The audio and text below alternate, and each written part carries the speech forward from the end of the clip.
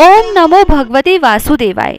आज हम आपके लिए लेकर आए हैं अधिक मास स्नान की एक और बहुत सुंदर सी कहानी। एक गांव में दो गरीब माँ बेटा रहते थे। माँ बेटे से हमेशा कहती रहती थी कि बेटा कुछ तो नियम ले ले, और भी नहीं तो अभी अधिक मास चल रहा है तो सभी औरतें मंदिर आती हैं, तो तू सुबह जल्दी उठकर मंदिर के सामने जाकर औरतों के तिलक देख लिया कर और तिलक देखकर ही खाना खाया कर।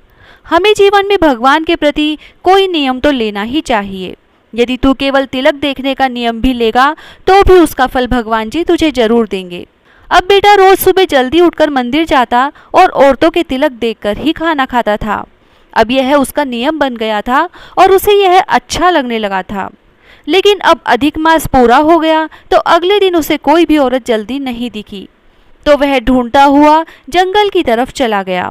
थोड़ा आगे गया तो उसने देखा कि चार आदमी एक खड्डे से निकले और उनके मिट्टी का तिलक सा बना हुआ था।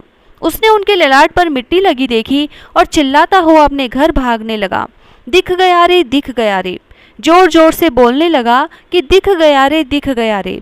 उधर वह आदमी चोर थे और रात को चोरी करके गड्ढे में धन दबा गए थे और सुबह जल्दी बंटवारा करने के लिए धन निकाल रहे थे। उन चारों ने सोचा कि शायद इसको अपना धन दिख गया है और इसको पता लग गया है कि हम चोर हैं।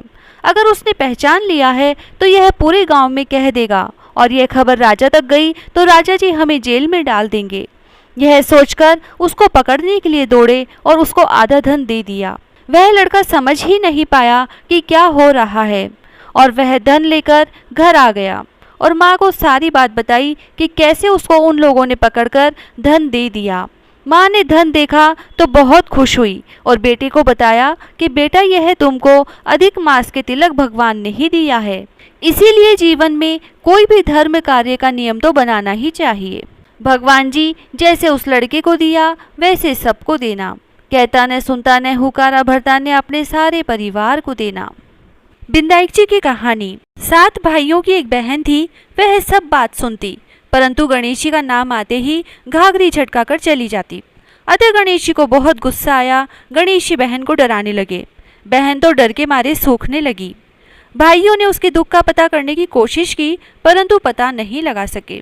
7वां भाई चतुर था। आधी रात को वेश बदल कर बैठ गया और गणेश जी को पकड़ लिया और पूछा कि तुम कौन हो और मेरी बहन को क्यों डराते हो।